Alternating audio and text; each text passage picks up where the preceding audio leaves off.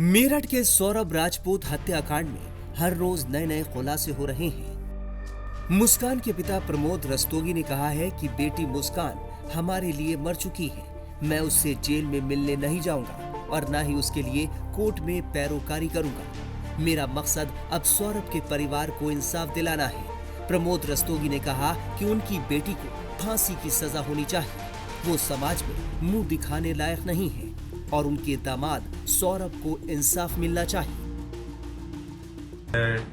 Police station जा रहा था, झूठ चल रहा था मेरे मन में कि बच्चा झूठ बोल रहा है। मैंने बीच में स्कूटर रोक के उससे बात करी।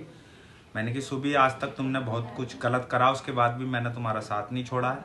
कह रही हाँ पापा नहीं छोड़ा है। मैंने कि अब भी कुछ गलत करा है तब भी मैं तुम्हारे साथ खड़ा ही रहूँगा, मुझे सच बताओ। तो उसने सच बताया कि मैंने अब और मेरे दोस्त ने मिलकर उसे मार दिया है और हमने उसे ड्राम में रख रखा है सीमेंट डालकर। फिर उसके बाद मैंने उसे बिठाया स्कूटर पर और थाने ले गया। और थाने ले जाकर मैंने उसको कहा, मैंने कि अब जो मेरे को सच बताया है इनको सबको सच बता दो।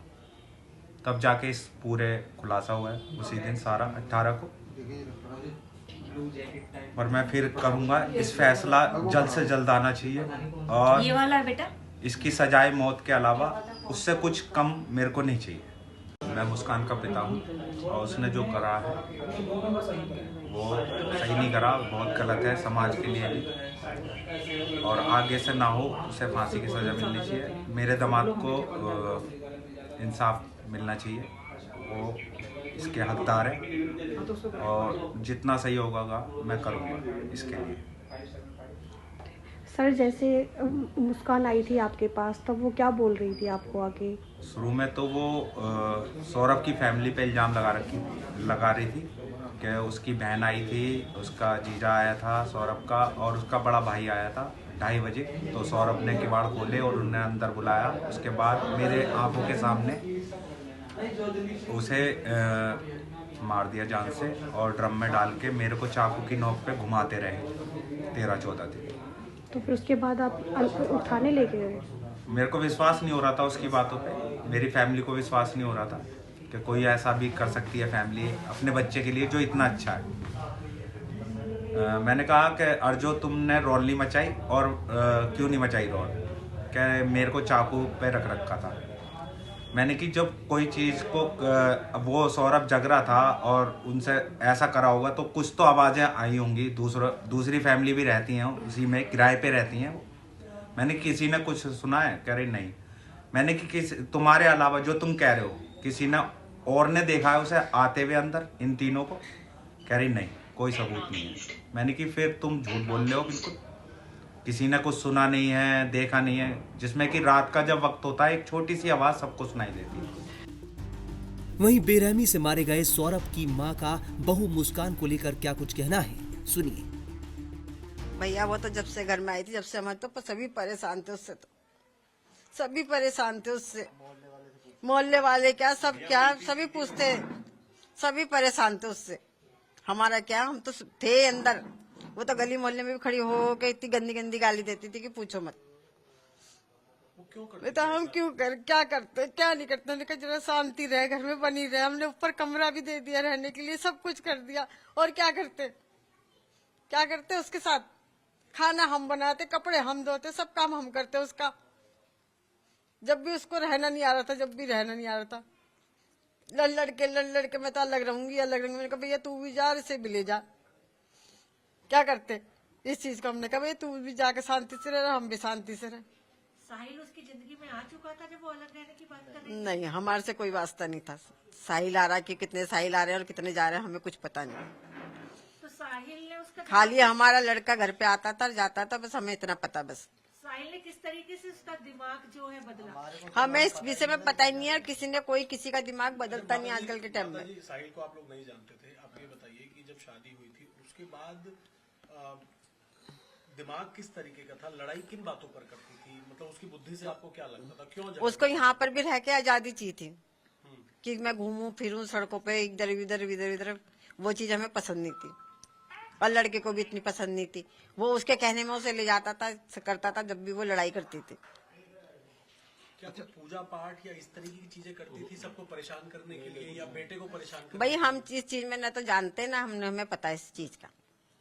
अच्छा, जो मुस्कान का परिवार है, क्या आप लोग चाहते हैं, क्या आप लोगों को ऐसा शक है उनको पता था इसके बारे में? उनको सब चीज का पता, वो शिमला तलक से वहां से बात कर दी, जाने तक की बात करी, लड़की को छोड़ के जा रही है कोई। अब जब उसका बाप फिर 2 साल में आया है तो वो तो अपने बच्चे को लेके जाएगा साथ में, अकेला घूमने थोड़ी जाएगा।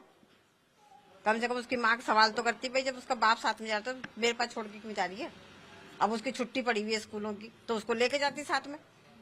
3 तारीख को आपका बेटा जब यहाँ पर आया था तो उसने कुछ बताया था मुस्कान के बारे में? कुछ नहीं बताया था, वो 11:30 बजे आया था खाना लेने।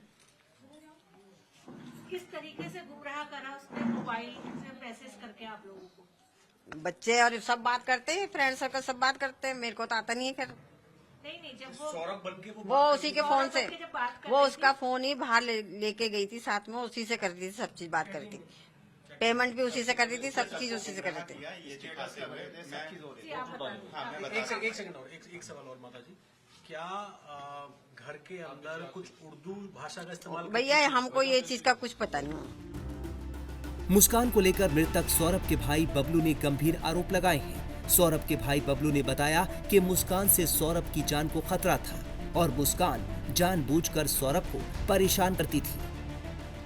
मुस्कान थी जब उनकी शादी हुई आपके भाई से, शुरुआत से लेके जब तक वो यहाँ रही या किराए के घर में रही, उनका कैसा व्यवहार था?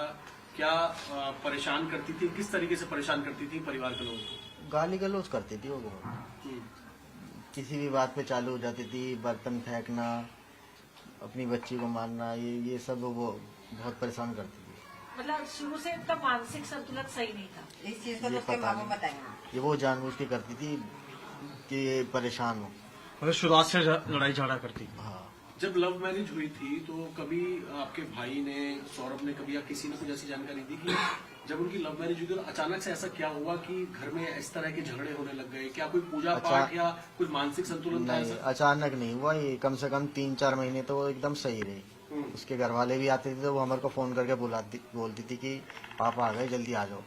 उसके बाद जब से वो उनके घर जाने लगी है ना 3-4 महीने के बाद, उसके बाद से ही उनके घर अपने माँ बाप के घर, जब इसे उसके जो है लड़ाई झगड़ा चालू हो गया। तो धार्मिक प्रवृत्ति की थी क्या वो? नहीं पूजा पाठ नहीं करती थी? नहीं, पूजा का एक मंदिर का एक मूर्ति नहीं रखी हुई उसके कमरे में उस टाइम जब यहाँ आई थी।